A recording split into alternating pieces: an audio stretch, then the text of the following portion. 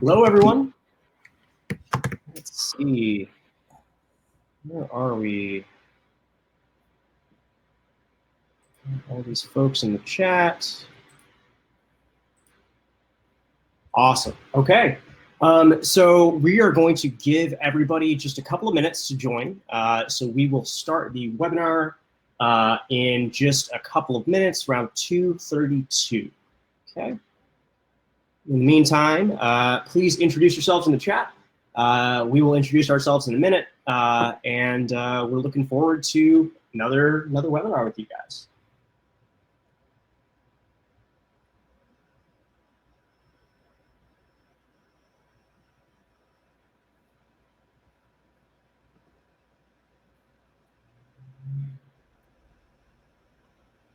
Okay, great.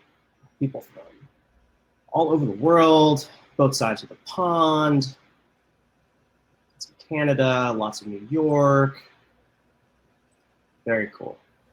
Very cool. Ooh, got Peru, Copenhagen. All right, all around the world. This is great. So William there from Dallas, we had a webinar with them not too long ago. So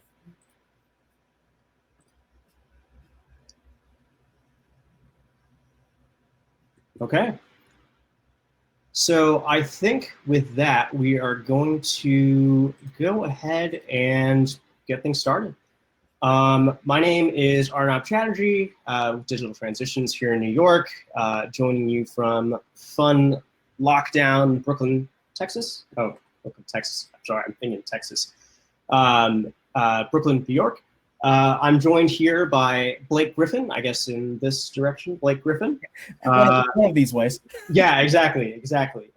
Blake is with Capture One Pro. He's the channel manager for North America. And he is joining us today from Atlanta. But of course, as a channel manager, he travels, and turn the light on there, all throughout the US, and he is available to answer any of your questions, whenever you need. So today he's going to be giving us a great presentation on Capture 120 and some tips that he has put together, and we'll get to see some of his own work as well. Blake is a portrait photographer, and he's been in the photo industry for over a decade. So he's been working in sort of the high end of everything, whether it's hardware or software. Now, he's been around the block. So I'm really looking forward to seeing what Blake has to share with us today. And there's going to be a few polls coming in on the right side, or I guess that's, I'm not sure which side is which, or wait, there you see it. So please answer the polls. That'll give us an idea of, sort of what everybody in the audience's comfort level is, what everybody else is using, and then we can kind of tailor the presentation, better to you guys in that way. But with that, I'm going to let Blake take it away. All right, perfect. Yeah, I'm just watching some of the polls here as they come through, and it seems like a lot of folks are really familiar with Capture One, and that they're already using it today. So I like to hear that. That's a good thing to hear. So when the guys and folks over at DT brought me in and asked what I could provide and sort of help out through the quarantine situation, the idea of 20 tips for Capture 120 was thrown around.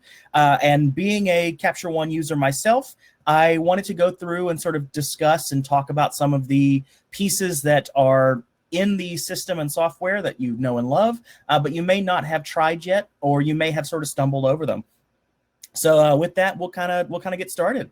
Of course, Capture One today is the professional's choice in photo editing software. I don't think that anybody really can debate that. But we'll see what we can do to kind of help everybody along today. So tip number one, something that you may or may not know about Capture One is that every piece of the interface that you see when you use Capture One is customizable for your needs. So by default, when you log into Capture One, and you can take a look at the screen here as we're going, the toolbar at the top of the screen appears as it does in this slide here. But really, with just a simple right click and customize toolbar or edit toolbar, you've got this pop-up window that comes up that allows you to actually change and add all sorts of tools to fit your needs, including down to flexible spacing. So if you wanted, say, all of your import workflow on one side of the screen and then all of your cropping and retouching on the other, you can definitely make that align to fit your monitor, to fit your workspace, and to fit everything that we've got going from there. Which leads us directly into tip 2. As I mentioned, all of Capture One is completely customizable. So not only can you customize your toolbar, but every individual tool as well can be pulled out, rearranged, put where you would like it to be in your workspace area to best fit your needs. Particularly if you're working with multiple monitors, I find this extremely helpful to put everything in one spot so I can see exactly what I'm doing and where we're working.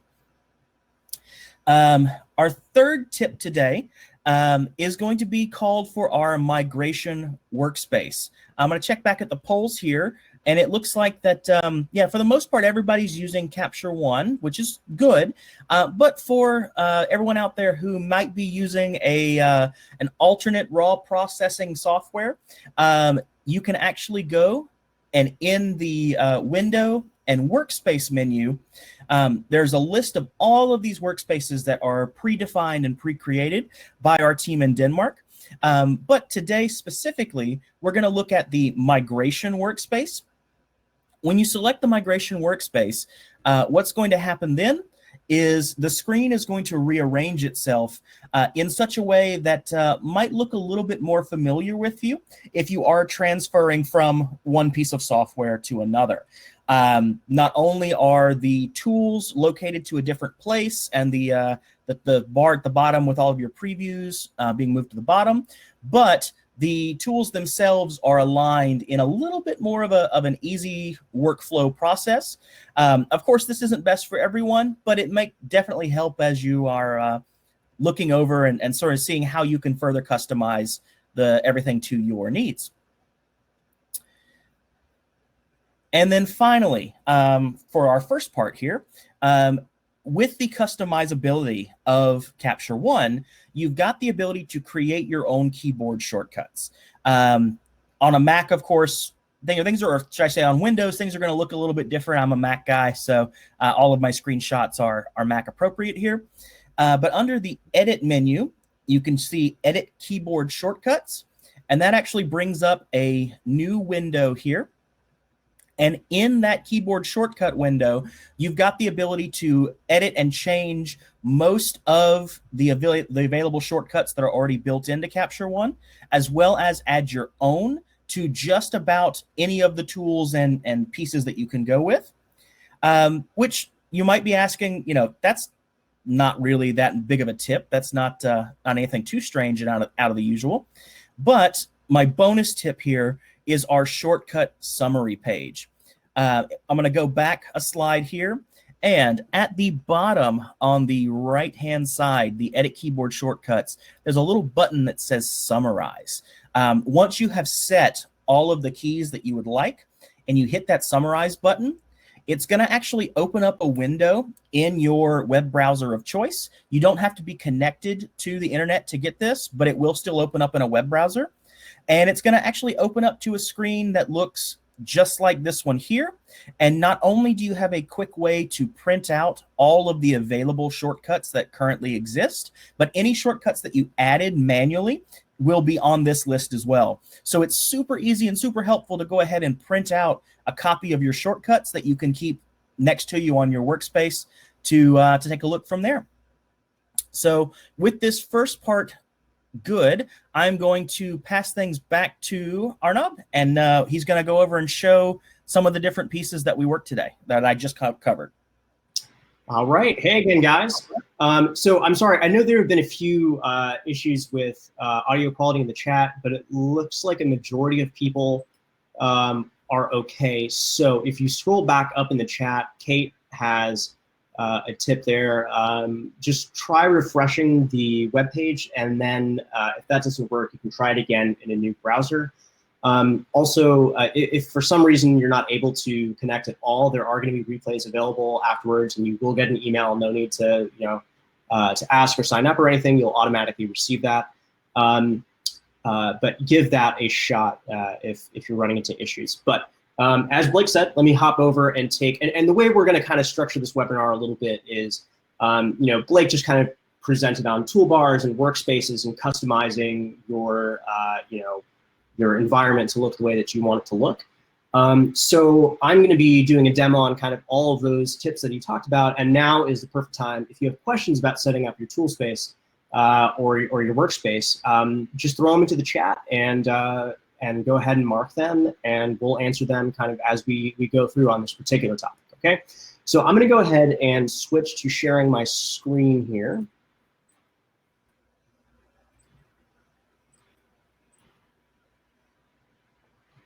Okay, and can everybody see my Capture One screen? Excellent. Okay, great. So as you can see, there are all of the options that we were talking about before. So we have our toolbar here. If I go ahead and I customize that, there are all these tools that are available. Particular ones that I like to use, and if anyone tuned into my webinar on the workflow secrets, there are some really, really great ones here. Exposure warning is one that I use all the time for shooting still life. It's going to tell me if I have any clipping in my images. A lot of these that are in by default, I can actually take out because I have them by, bound to keyboard shortcuts, which I'll show you in just a second. Another big one that was brought up is battery status, and this will work for any enabled camera, that works tethering with Capture One. So you can drag that in if you shoot tethered a lot. But the idea is that there's a lot of different ways that you can customize your workspace. I typically leave the toolbar, in one state, but I do have several different workspaces. There are the default workspaces, such as the I say default, I mean preset ones that Phase One has. So there's the default one, then of course there's the migration one that Blake mentioned. If you're using, shall we say, other raw processing software. And Arnab, if I can break in real quick. Yeah. You doing in the webinar right now might be asking, well, he's talking about these various tools. Why am I not seeing them? Unfortunately, one of the pieces with the webinar software that we're using today, screen sharing is awesome and we can see your screen, but any of the additional pop-up windows it doesn't recognize. So we'll have to point everybody back to the slides at the end of Let me try this again. Is this better? Can you see it now? There we go. Yep. Now. Okay. Thank you for letting me know. I apologize about that. Yeah. So, okay, here we go. So customize toolbar, you can just right click and drag on whatever you like there. And again, with the windows, you can have workspaces. A lot of people are afraid to experiment with workspaces. They don't want to mess up any of the things that have been set up, especially if maybe someone had been helping them, they'd set it up a certain way and they don't want to lose it. Don't forget that you can always take your current workspace and save it. And I'll usually just save this as my backup for webinars.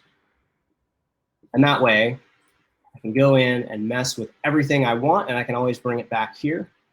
Another thing that's really useful, and again, we talked about this in my webinar, but you can create custom tool tabs like this that I can make totally my own if I like my color editor and my color balance tools, and I want them all to live in one place. I can do that. Another thing, you can actually adjust the order of these tabs by holding Command and dragging. That's something that not a lot of people take advantage of.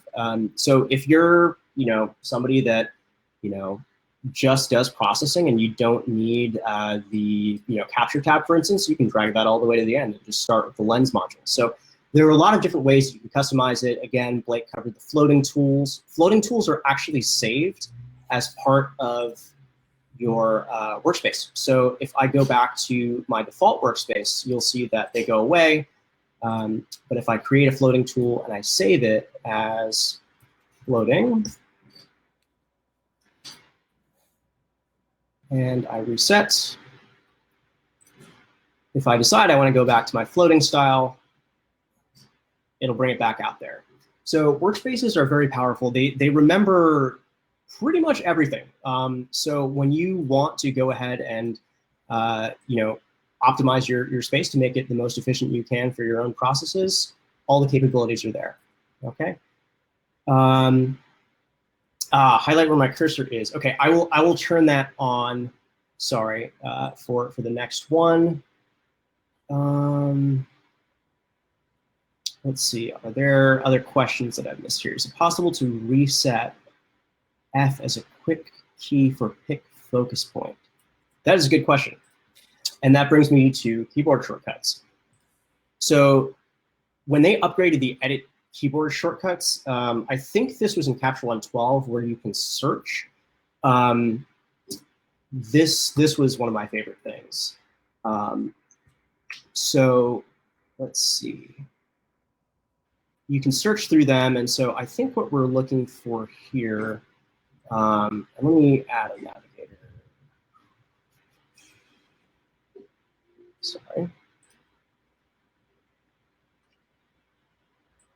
Okay. Oops. Right, so this tool is pick focus point. Okay, so sorry. We're going to go through and check pick focus point. We're going to set this to F. It's going to warn us. It's going to reassign full screen. That's fine. And so now I have it. So I've got H, my hand tool, and now I click F, and there we go. So you can absolutely reassign it.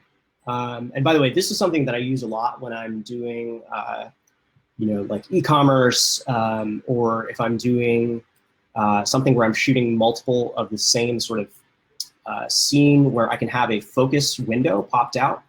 And I can just quickly use this pick focus point tool to bring up a 100% view of different parts in my image. So the issue with that, of course, is that it is going to reset my full screen, but that's not a problem. I'll just look for enter full screen, and I can reset that to Command Control F or whatever it is I want. And that'll take care of that. By the way, if you're trying to create your own keyboard shortcuts, it will make you create one of your own profiles. And that's important because what that means is you'll always have the default profile to go back to. So again, in the same way that you have workspaces, you can create multiple custom workspaces for your own workflow, and then you can go back and go back to the default if you're ever wanting to revert any of those.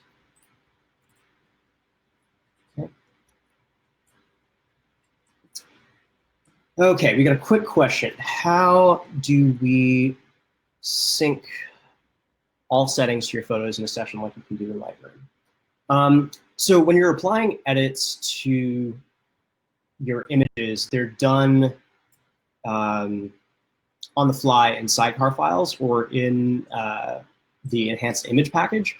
There's no need to sort of like save your settings. They're all applied on the fly. So I'm not quite sure if there's something else you're referring to, as I'm not a Lightroom user myself. Syncing crops. So when you say syncing, are you talking about like taking from one image and applying to multiple images? Yep, and okay. Yeah, we do go over that a little bit later. Looking at to Robert's answer there and Jen's as well. Yes, we will cover that a little bit later. Okay, so then let's go back, and I'll let Blake take over again. And I know there are some issues, so I'm going to go ahead and turn on my my program that tracks my mouse clicks. So I'll do that, and we'll have that for the next demo bit. Okay, so Blake, I'll let you take back over. Okay. pop back here. So one of the powerful pieces of Capture One is how we handle color science in regards to the images that are captured by your sensor, and how we can edit and change those colors as well. One of the neat things that we added back in Capture 1.11 was the ability to apply and utilize various styles and style packs to your images. In the past, what you would have to do is you would apply the style, and then it would just sort of generally change and correct the image that you're looking at, and kind of making things overall. But within the advanced layer tools that we've added to Capture One, we have the ability to actually apply styles as a layer, and I'm going to show a couple of cool things that you can do with that as well.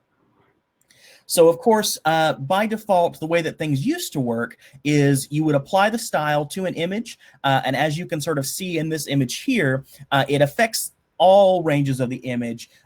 Makes things probably a little bit too contrasty for my taste. The blue background should be a little bit more gray, but what it does do is it gives you a great place to start for color toning and adjusting to your images.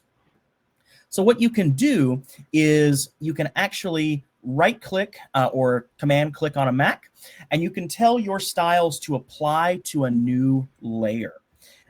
What that then allows you to do is, because it is placed in a layer on that left side of the screen there, it allows you to make any adjustments to the image as if you were adjusting on a layer mask.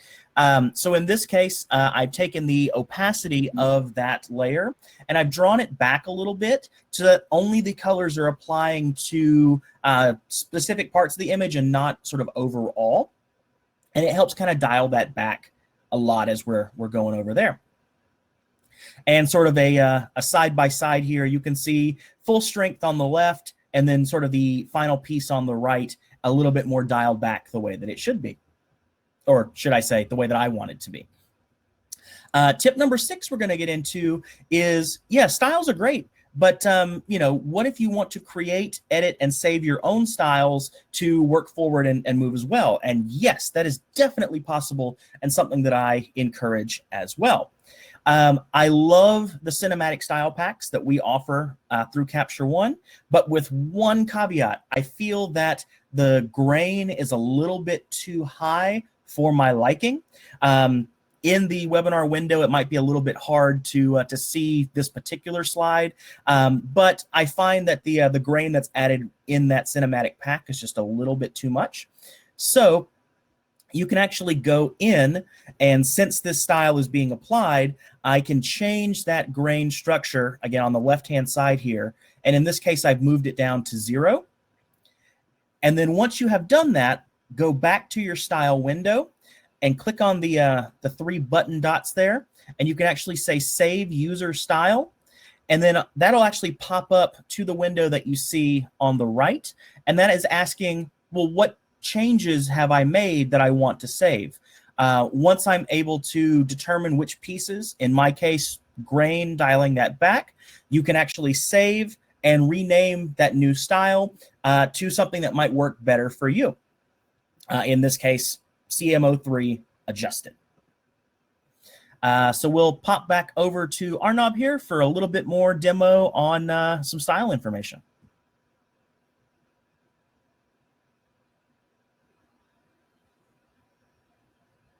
Hopefully the mouse clicks should be showing up now. Do you guys see that? Okay, so my mouse clicks are showing up. My keyboard shortcuts should also be showing up. I did see that my image quality was not the best, so I apologize about that. I am hardwired here. I'm not sure what's going on, but I appreciate you bearing with us on that. As far as styles go, I think that, you know, what Blake covered and the ability to add user styles as layers is super, super useful. The other thing that you can do is, you know, you can create multiple versions of, you know, the same style with different levels of impact. So, you know, if for instance, let's see, I don't think I have the same styles that you do. I apologize. There's a thunderstorm going on over here. Hopefully there's not too much background noise.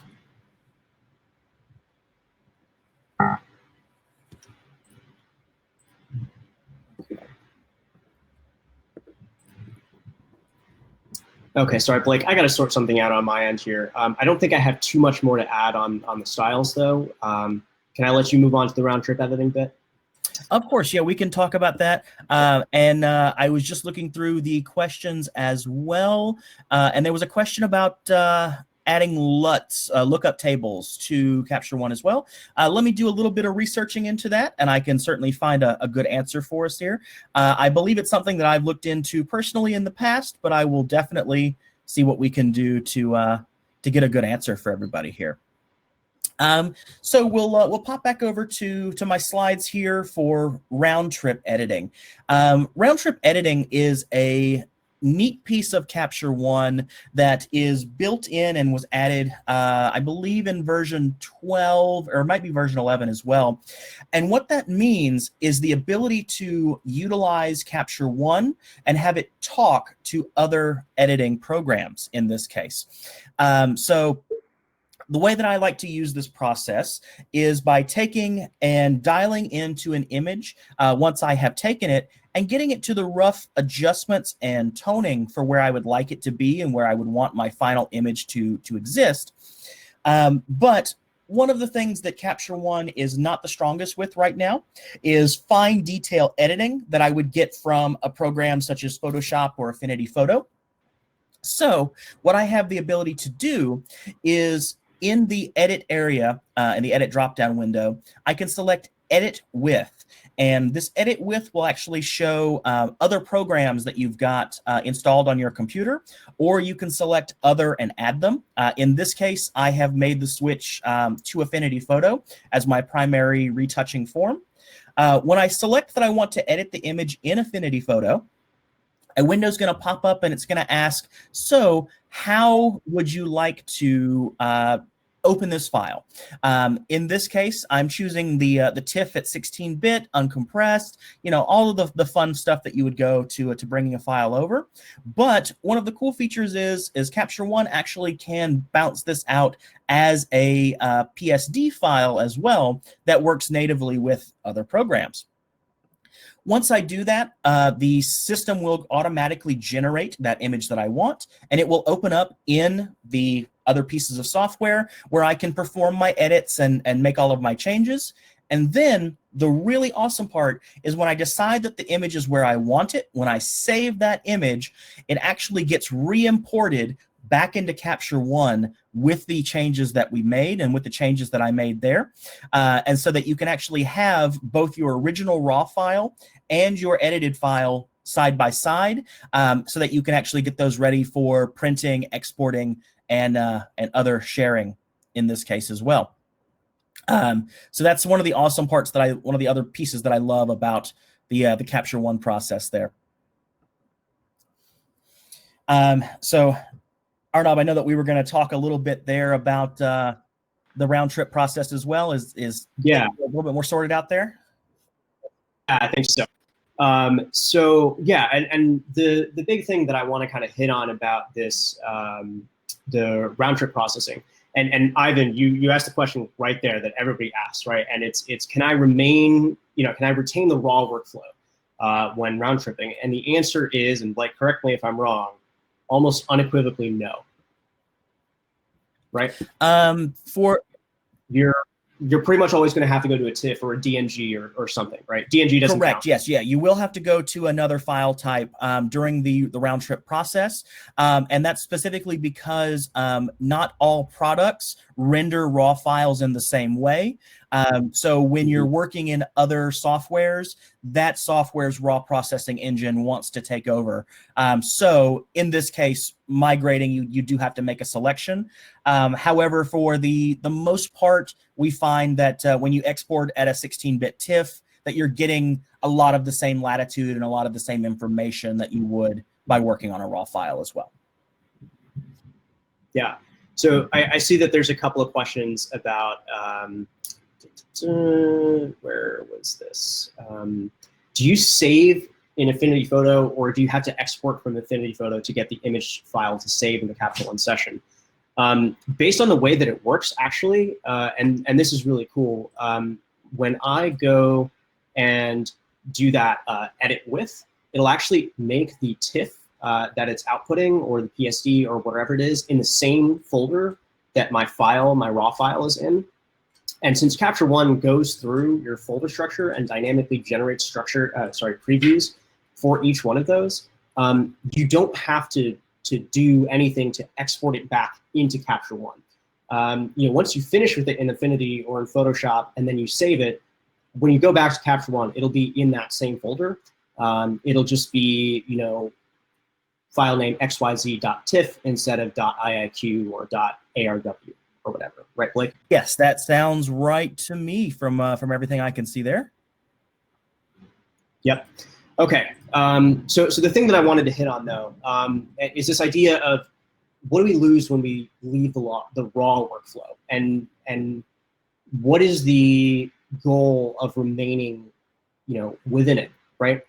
The reason that we want to work in raw, right, is because it's going to give us the most control over resolution of detail, of color, control of noise, and of various transformations in profiling for tone and color correction, for the most part, as well as white balancing. I apologize, my sound quality. Sorry, we've got a huge thunderstorm coming down today, and there's all kinds of stuff going on. Can you guys hear me okay, Blake and Kate, potentially? Yeah, sound-wise, you're coming through great on this side. Okay. All right. Thank you guys again for bearing with us during this time. But for the raw processing stuff, if you take care of those few things right off the bat in Capture One, and those few things again being white balance, one of the most important ones, of course. Sharpening and detail control is really important. If you're doing big color editing, with the color editor that Blake and I will talk about later, or the color balance tools, you want to do that. And basically any global changes that you're making, you want to do those in Capture One Pro from the beginning, right? So you get your file to sort of where you want it to be in the beginning. And after you're done making those huge edits to white balance and color profiling and that sort of thing, once you go to a 16-bit TIFF, you're really not losing that much in quality until you try and really abuse the file, right? So if you're working with a phase 1 150 MP raw file, they're really hard to break, even as 16-bit TIFFs once you press them out, unless you're doing crazy white balancing or color adjusting or detail correction and that sort of thing. So what I'd like to bring up is, it is round trip in that it pushes it out into another program. You do your edits there, and you can see it again in Capture One. But I like to make sure I'm finished with what I'm doing in Capture One first before I press it out into another program. Does that make sense? So everything that I do globally works, in Capture One first, and then I'll push it off to the next one. Okay. And then somebody else asked a question about TIFF versus PSD, and then questions about PSB as well. So PSD and PSB are they're folder, or they're container structures that hold TIFFs really well. The only potential issue is that they're not, they're technically proprietary to Adobe, whereas I think TIFF is the generalized, standard that is around for, the Library of Congress will use TIFF, but they won't use PSD because that's, for archival files. But for what you're doing, if you're not worried about opening it 100 years from now, then that's less of an issue. And exactly, so PSD, I believe, has a 4 gig limit, and PSB has a much higher limit. A lot of times when we're focus stacking or doing stitching, we'll end up using PSB for that. So, all right, so I'm going to go ahead and turn it back over to Blake to talk about our next topic then.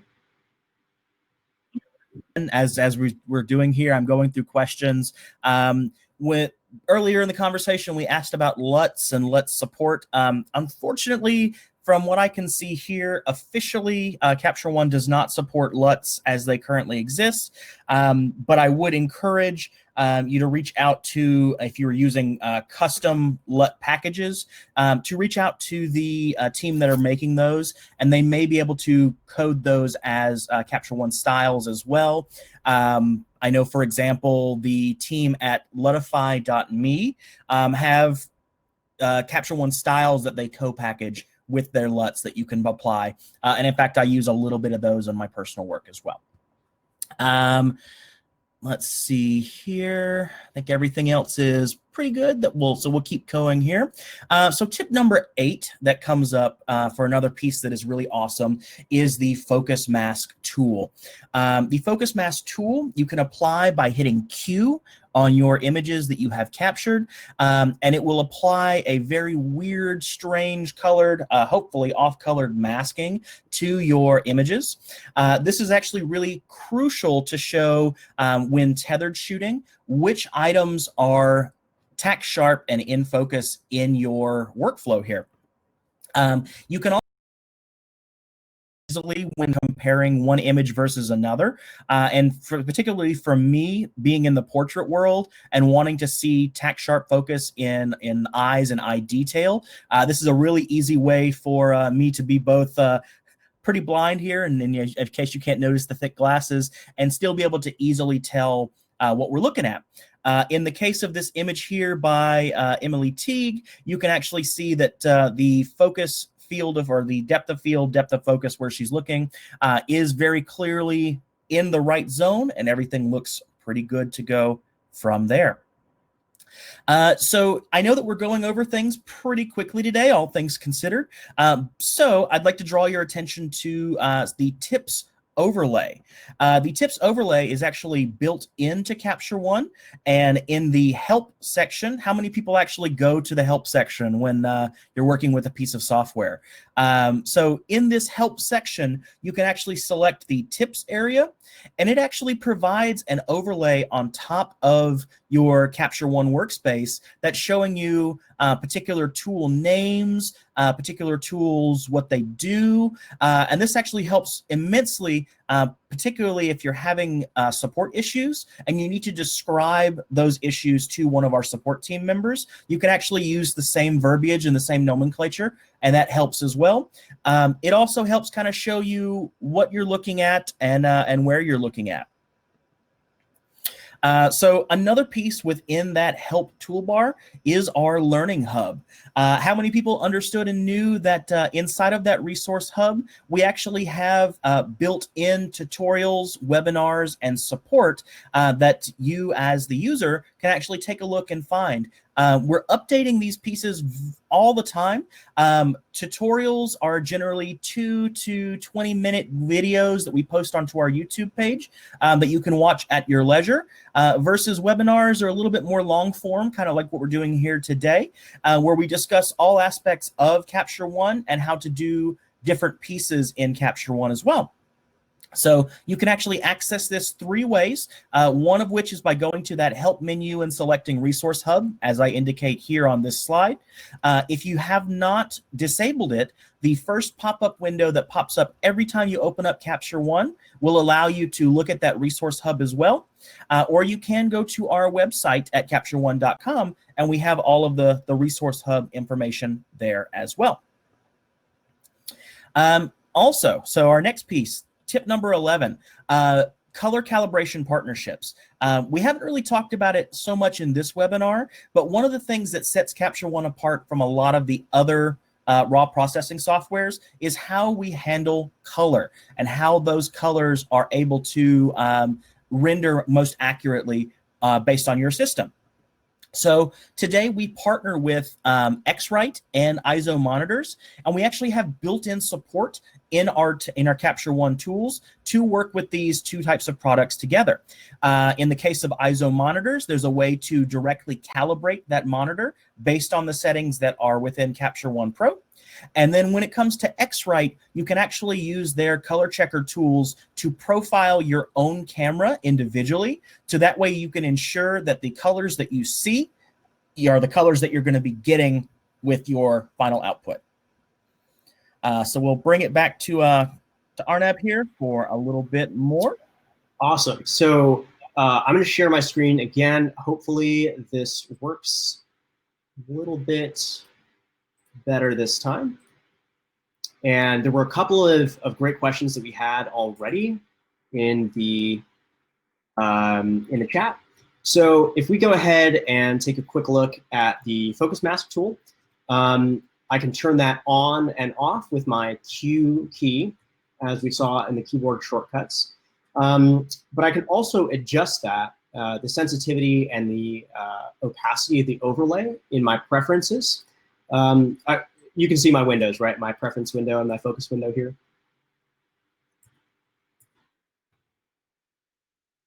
Yeah, okay, cool. Okay, so you can see that as I adjust, and let me turn it on here. So as I adjust my threshold, if my threshold goes up, it's going to say, okay, I need to see at least this much of a contrast difference before I will mark it as being in focus, right? And that's what the focus mask is it's just a contrast detection. So it's nothing super fancy, and that means it'll work on any kind of image, regardless of what camera it's from. But I can adjust the threshold for that, and you can do this as well just by kind of zooming in and looking at, you know, your personal taste. I would say that's pretty dang sharp there. So I'll calibrate it to where I want it to tell me that that's in focus, probably right around there. And maybe that opacity is a little bit high, so I'll bring it down.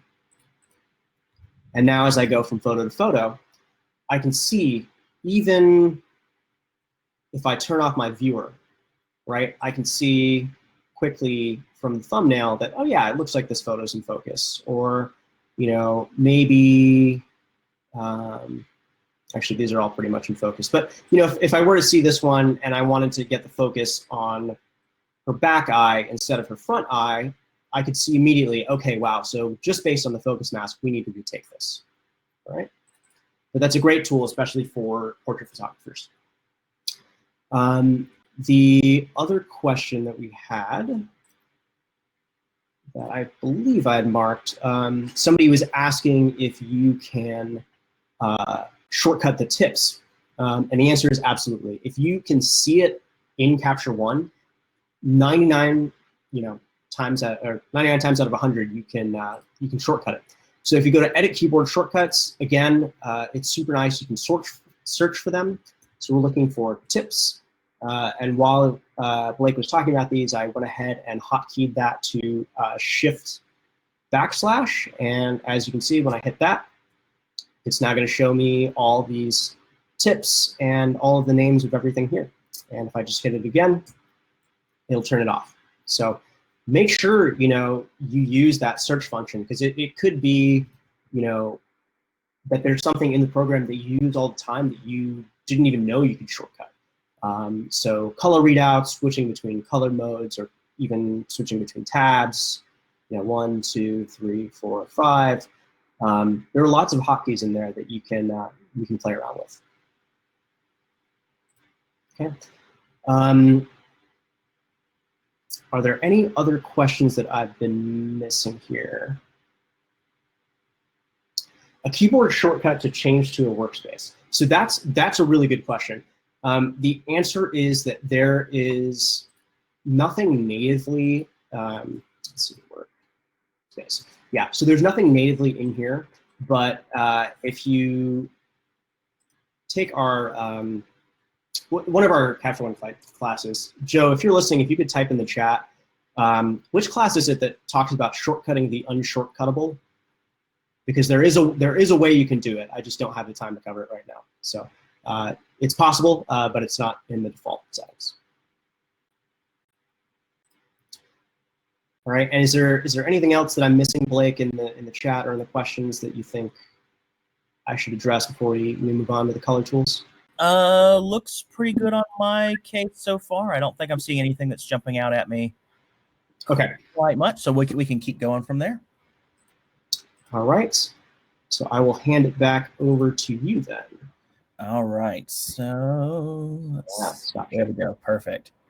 All right. So some questions that we had sort of at the beginning of the webinar today is talking about the color editor tool and a couple of things about that. So for those who are not really so in the know, we actually have our color editor tool, and it exists in 3 separate tools across the Capture One workspace: basic, advanced, and skin tone.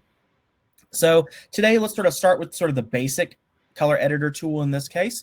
We actually refined this tool for Capture 120 to make it a lot easier to select and highlight images to make the changes. Now, not only do you have the ability to take and pick your color with a color picker, but we have sort of changed and made it a little bit easier to say, if I want to just affect the reds in an image or a yellow in an image, or so on and so forth, you can adequately and easily pick those and make the changes from here. In the case of the image here with the macarons, you can see that on the right, we actually have applied some color adjustments to make those pop a little bit more, to make them a little bit vibrant, and you can continue going from that as well. So sticking with that tool, we're going to actually look at the skin tone tool and the ability to view selected color ranges. So the skin tone tool is built and it was designed to sort of help even out skin tones naturally by the name. But what it can do is a lot more powerful than that. So I've got this this rainbow sort of color chart here, this color chips that you can see, and when you select, for example, I'm going to select some of the greens in the image, and I've ticked the little box down at the bottom that says View Selected Color Range. So what this allows me to do on my image is I'm actually now only seeing the colors that I'm looking at. So that makes it a lot easier to see as I'm working in certain color channels, what other color channels are affected and which ones kind of bleed over into this case. So going back to the color editor tool, when it comes to smoothness and then the hue, saturation, and lightness, both in the amount and the uniformity, it allows me to dial in very specifically which colors that I would like to work with on an image. And then that way I can know exactly sort of how we are looking and how we're working. In a real world example, you can actually take a look at this image of the model in this sort of wash tub. When you select her skin, you can actually see that some of the browns and the rust tones that are in this wash tub actually are affected as you start making changes to the image. So you've got the ability to take and make some fine adjustments to bring everything together so that you're only working with the tones that you would like to in this case. And looks like Paulith in the questions, is there a way to only display the color ranges in basic mode like you can when you are in advanced? I believe so. Let me check that real quick here. And going down to the color editor tool, and it looks like no, not in the basic mode. Only in the advanced and skin tone tools do you have the ability to view that selected color range. So definitely I would recommend using those. Because all of the tools work together, it is quite possible that you can start in basic and then move to sort of the advanced or the skin tone tools as well. Let me see. I believe there was some other questions about color. Franz, we'll get to your answer here in just a moment. Blake, there actually is a way to do that, I think. Okay, I'll pass that along to you then. Yeah, no, again, as people are asking questions, I'm going on in the background and checking these out. So let me hop back in here.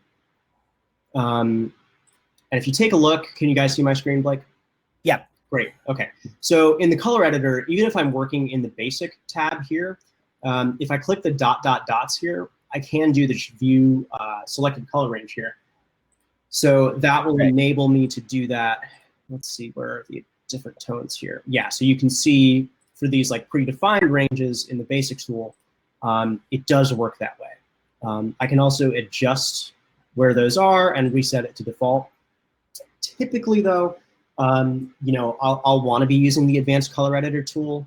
I think advanced can make it sound a little intimidating in some ways, but honestly, I think it's, I don't know, I think it's relatively straightforward, right? It just says, okay, here's a color that I care about, right? So, you know, I want to look specifically at this makeup here, and I want to make sure I'm just, you know, going over that bit there, right? So I'm going to bring it in a little bit on the skin side and make sure we're not selecting as much of the skin tone, and then bring it in there. And, you know, just so the advanced color editor just, you know, lets me dial in on a specific area, whereas the basic color editor says, hey, you might have all kinds of colors, you know, we're going to give you the full gamut here. But if you're attacking a specific color, the advanced color editor is the way to start, really.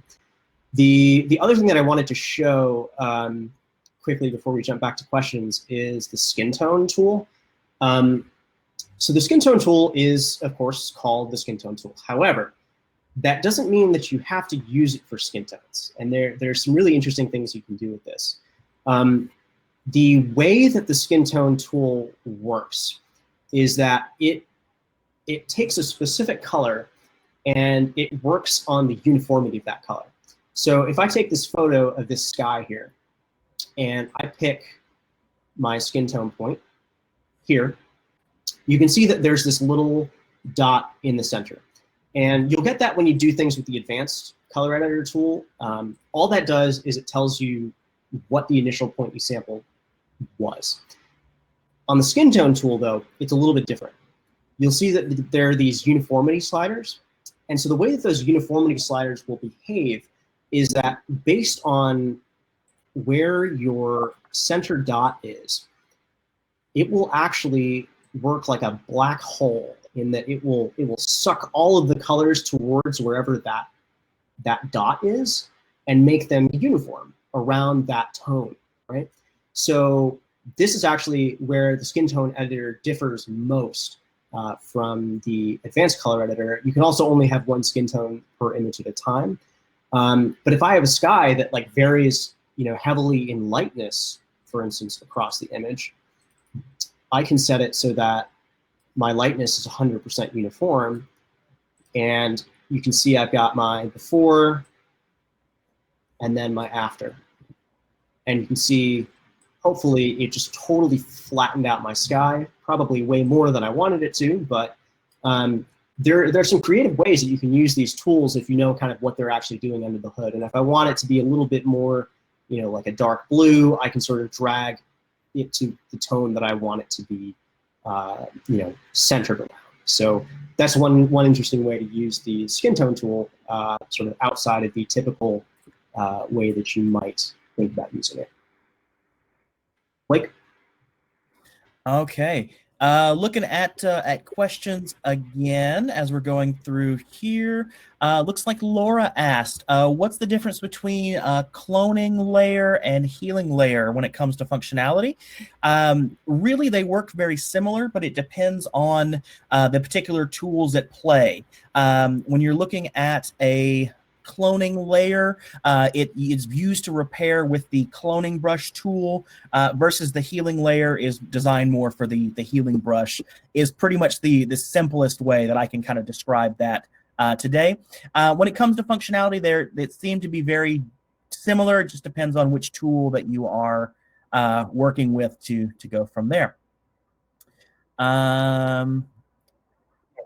Brush is going to say, you know, take information from a specific spot in the image and use it to repair, you know, information from, you know, the spot in the image that I want to change. And the healing tool is going to say, look, we're not exactly sure what's supposed to be here, but we know the spot's not right, so use sort of like context to generate something here based on the rest of the image, but not using any one particular spot. All right, perfect. So my next tip here, camera profiles, is less of a tip and a little bit more of a boast, but I'm going to do it anyway because, you know, hey, this is our webinar and this is what we're going to do. One of the pieces that you may or may not know about Capture One is that we actually support over 600 models of cameras today. And not only does that mean that you can, you know, just utilize the raw files from those cameras, but going back to color and our color science team, we actually take and profile each individual camera that we give access to. So our color scientists take thousands of images to help create the color rendering that you see when you actually utilize that camera. And then on top of that, you know, again, being able to utilize tools like we mentioned before through X-Rite, you can actually customize those as well. Tip 15 that people may not be aware of is during the export process, you actually have the ability to add watermarking in a couple different ways, which I found to be really cool. So during the process recipe piece, which we will talk a little bit here in just a moment, there is actually a watermarking tool, and it allows you to select either none, text, or an image. Text gives you sort of a basic text editor and allows you to put, you know, name, copyright information, things of that sort. But where I find things to be really cool is the ability on how to apply an image if you've got a watermark that you use that's got, for example, your branding on it or logos. But in my case, I find that a lot of my clients, as much as I love them to death, like taking their small, quick proof images and posting those to social media or trying to print them.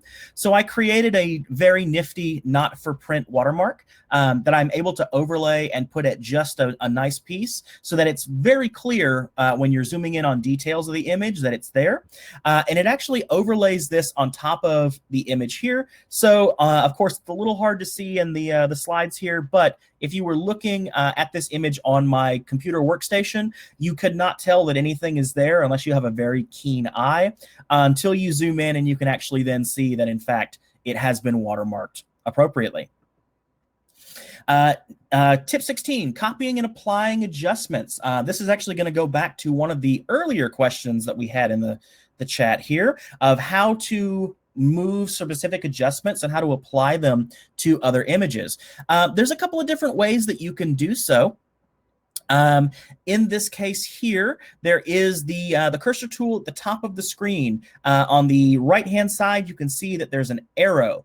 That arrow is for our copy and apply information. You can actually take and not only batch copy an entire series of images, but it allows you to make simple adjustments and then paste them to the images of your choice. You can also take, and on the bottom here, there is a copy apply tool that's on the top toolbar by default.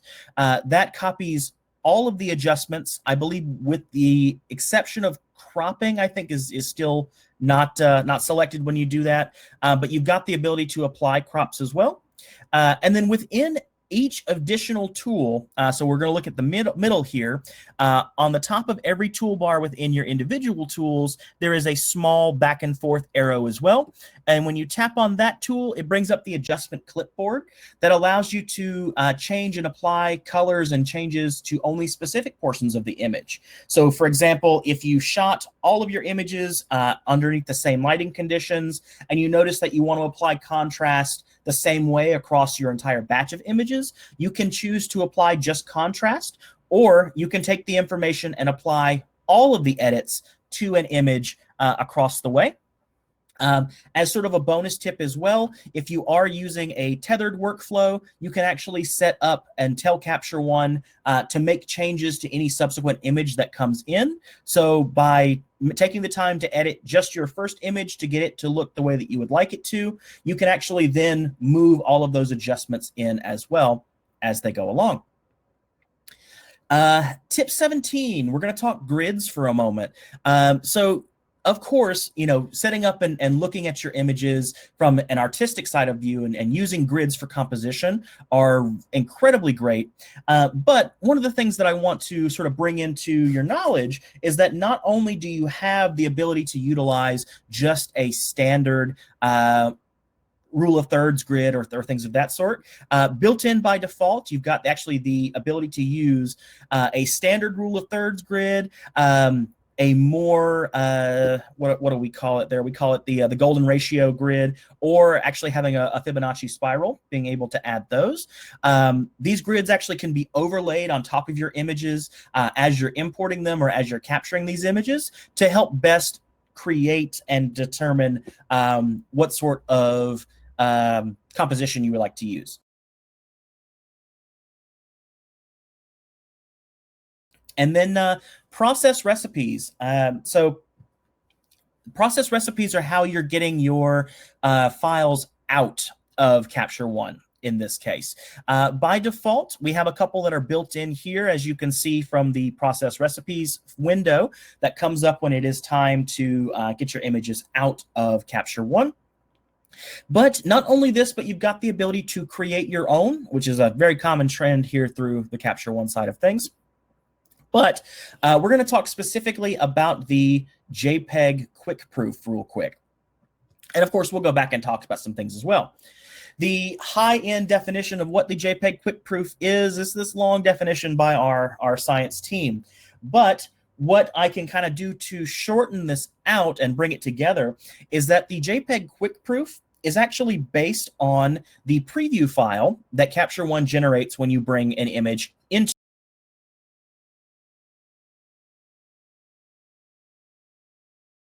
is that as you are working on images, and this particular image is actually in the preferences section, setting up based on your monitor size. I would highly recommend getting this set up and taken care of upon first using Capture One. Give me one cough there. I promise it's just allergies. So this file here allows you to set the size of what that quick proof image will be. And then you can actually take, and upon exporting a quick proof image, it uses the preview file based on Capture One, not the raw file. But when configured properly, these images are actually the perfect size for, say, posting to Instagram or other quick social media pieces without the need to export out your final piece in this case. So I will turn it back over to Arnab for a little bit of more information here. Guys, I wanted to talk a little bit more about these process recipes because I think these are really one of the most powerful things about Capture One. So I'm going to share screen once more. There we go. Richard, I saw a question pop up there. EIP stands for Enhanced Image Package. That just means that we're storing these settings for our files alongside the raw file itself in a single sort of file in our Finder or Windows Explorer. By the way, this gentleman here is Niels Knudsen. He is the guy that makes all of your color profile, all profiles. He's a genius. He likes to use, not just the targets, but also real world objects like this. And so that's part of why, when people talk about the Capture One color versus another raw processor's color, it's the profiles that really do make a lot of that difference. But when we go to process recipes, and again, I talked about a little bit of this in my webinar, but under these other sort of sub tabs here, the file tab is actually really useful because you can use tokens in here. And by tokens, I mean these little things here where if I type recipe name, rather than putting it in a subfolder called recipe name, what it's going to do is it's going to grab the name of the recipe that I've currently got selected. And when I process my image out, it's going to create a subfolder that has that actual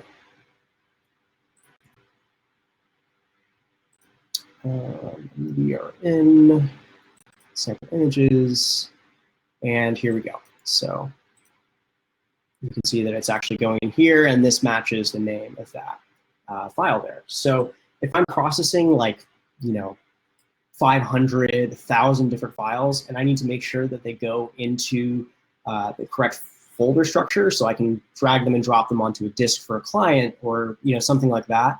I can set that all up in my process recipes, and I can set that up in conjunction with my watermarks. I can do that, at the same time as as setting up the structures and locations and everything.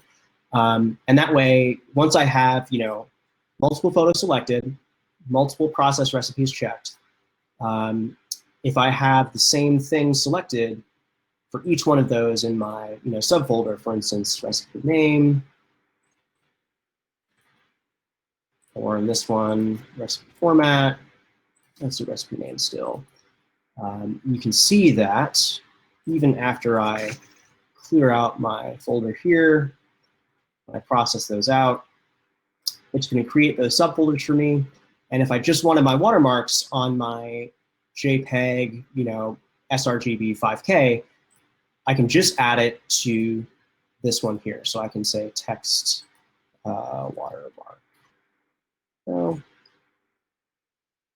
and it would be on that profile, but not on my master TIFF that it pushes out, or my full resolution JPEG. It would just be in that smaller JPEG file. So the idea is that you can get all this, structuring for your folders and of your file types done before you ever hit the process button, and then you just select all your photos and you click the process button and you let it run. So that's one of the really cool things about process recipes. Make sure you take a look at the different tabs in here and look at all the different tokens that are available. Also, if you look here, there were a couple of questions about sizing crops and things. I am not 100% sure, because there is an option that is width and height. So I've never tried this before, but I'm going to see what happens if we do this width and height, never upscale. We'll do this in pixels. We'll say 2000 by 2000. I'm curious to see if this will force a square crop on the image. Let's see. Oh, looks like I got a full process queue. All right, and process this real quick. Just be a couple seconds. And this is 5K, sRGB.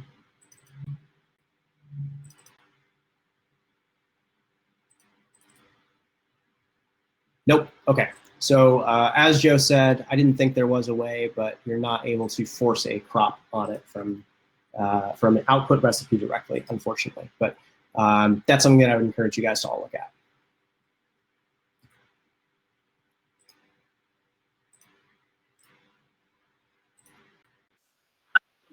Questions that I can see here as well. Looks like Saul had a question about specific DNG files without editing Exif data.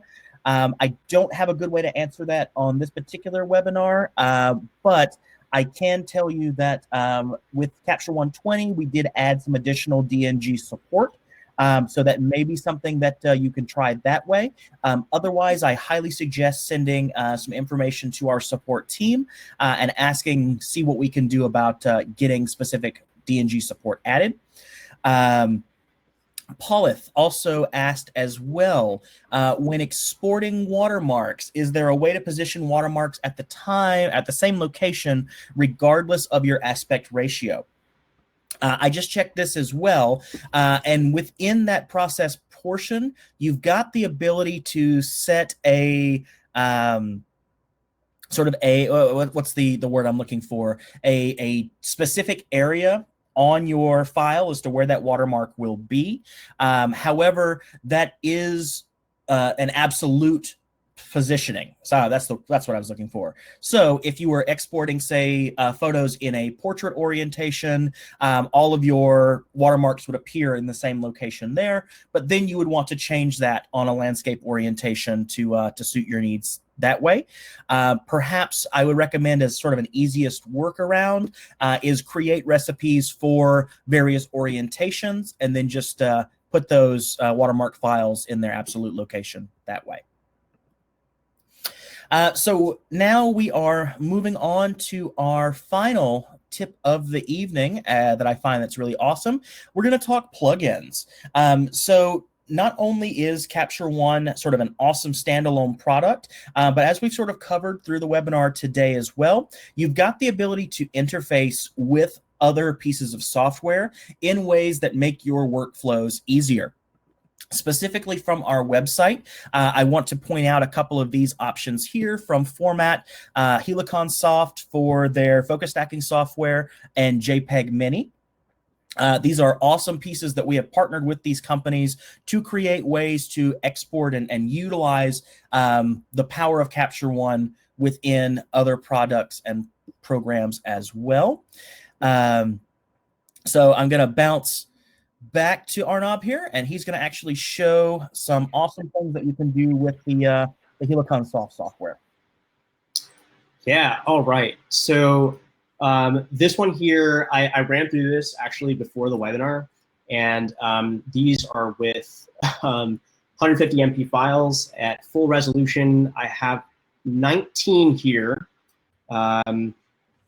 of this butterfly that we shot really, really close up. And so what I'm showing you here right now is just the first shot and the last shot. But if you look, I've done a focus stack here. It's going to take a second to bump into focus. They are actually both in focus. The right one is just focused on the wing here, whereas the left one is focused, I believe, all the way at the bottom on our target here. And actually a little bit past that. So what we want to do is we want to take all of these photos and we want to use focus stacking to put them into a single image. So all I need to do that is have my plugin.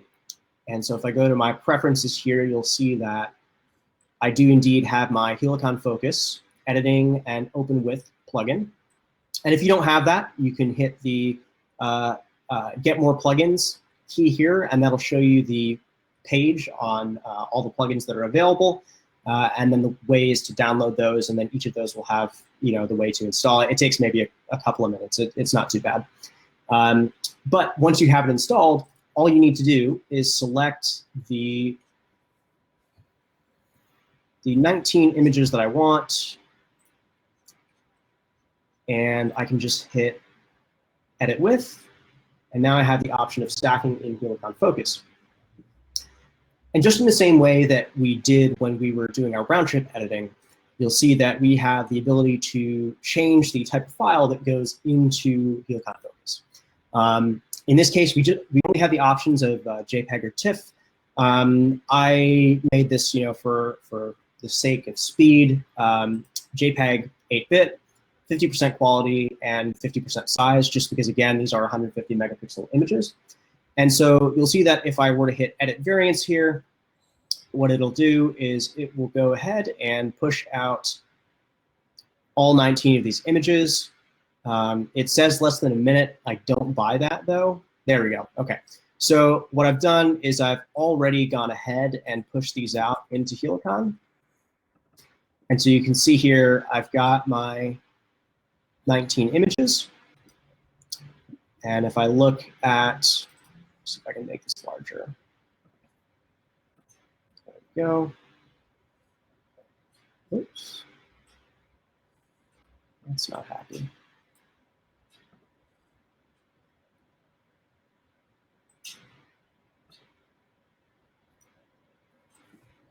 Okay. So we have two in the same window. Okay.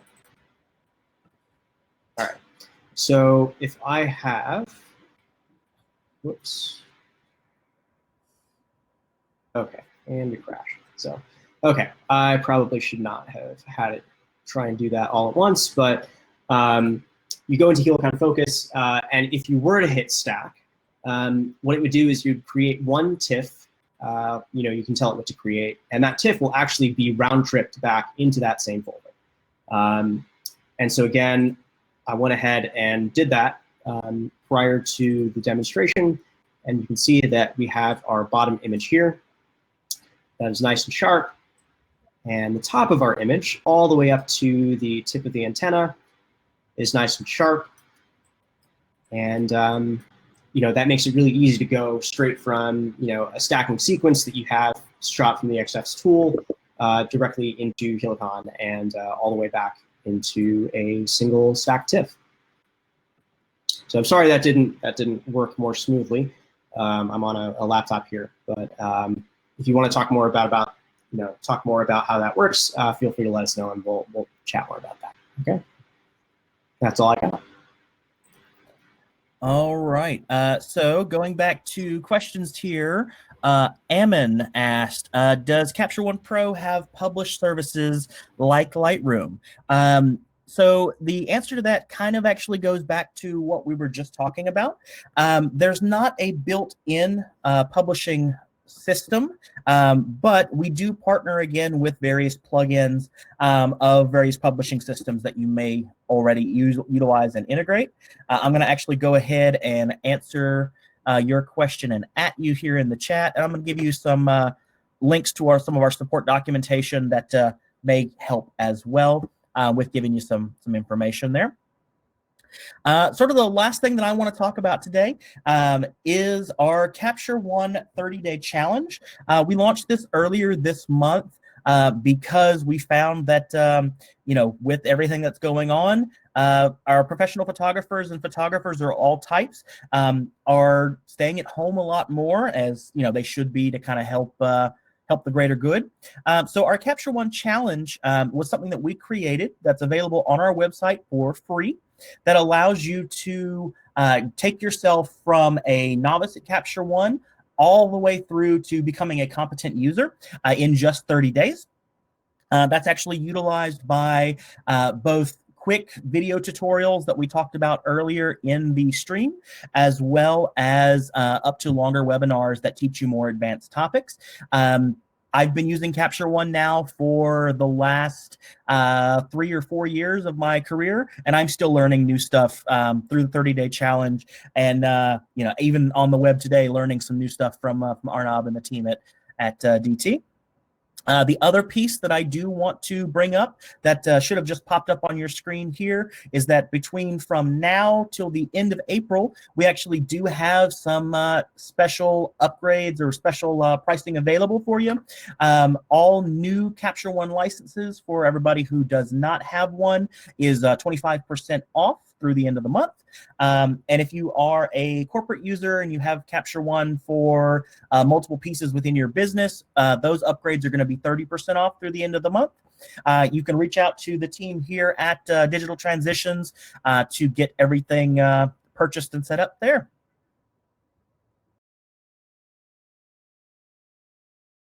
A little bit over time. So if there are additional questions that folks have, feel free to send those to us at info@digitaltransitions.com. I'm going to type that right in the chat there. Yeah, and by the way, I think, Blake, for all these are for single perpetual licenses, right? Licenses, correct. Got it. Okay. So yeah, all of these things that Blake is talking about are going to be for perpetual licenses, and you'll get more information from Kate in the follow-up email as well. So thank you again, guys, and thank you so much for dealing with some of our technical difficulties today. I hope you enjoyed the presentation, and we hope to see you at more of these. Thanks, guys. Thanks for coming in and listening to me ramble a little bit. And thanks to all the team at Digital Transitions for inviting me to share some of the little-known things about the program that I love and use every day. All right. Take care, everybody.